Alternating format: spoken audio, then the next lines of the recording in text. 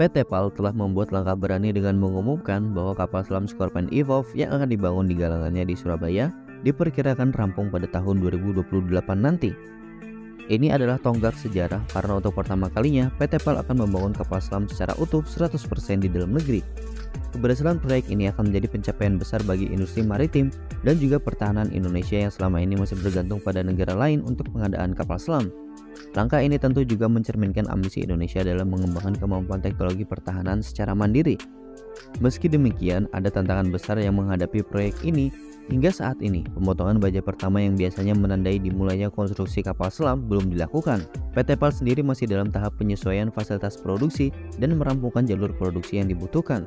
Proses ini penting untuk memastikan kapal selam dapat dibangun sesuai spesifikasi yang diinginkan dan mampu memenuhi standar internasional. Namun, penundaan dalam pemotongan baja pertama ini menimbulkan pertanyaan mengenai kesiapan PT PAL dalam memenuhi target waktu yang telah ditetapkan. Dengan pengumuman bahwa kapal selam akan selesai pada tahun 2028, PT PAL hanya memiliki waktu kurang lebih 3,5 tahun untuk menyelesaikan proyek ini. Waktu yang terbatas ini menjadi tantangan tersendiri mengingat kompleksitas dalam membangun kapal selam, terutama dari segi teknologi dan keahlian teknis. Namun, dengan dukungan dari pihak mitra, termasuk Naval Group dari Prancis yang telah bekerja sama dalam transfer teknologi, PT PAL optimis dapat memenuhi target tersebut. Kerjasama internasional ini diharapkan dapat membantu PT PAL dalam menyerap teknologi canggih yang dibutuhkan. Keberhasilan pembangunan Scorpion Evolve akan menjadi bukti kemampuan PT PAL dalam membangun kapal selam secara mandiri yang merupakan salah satu komponen strategis bagi pertahanan maritim Indonesia.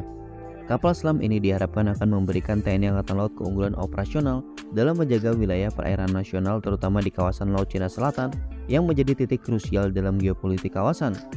Dengan kapasitas tempur yang mumpuni dan teknologi siluman, Scorpion Evolve akan memperkuat armada kapal selam Indonesia secara signifikan. Langkah PT PAL ini juga menjadi sinyal penting bagi industri pertahanan dalam negeri. Jika proyek ini sukses, ini akan membuka jalan bagi pengembangan dan produksi kapal selam lain di masa depan, memperkuat kemampuan Indonesia dalam memenuhi kebutuhan pertahanan maritimnya tanpa bergantung sepenuhnya pada negara asing.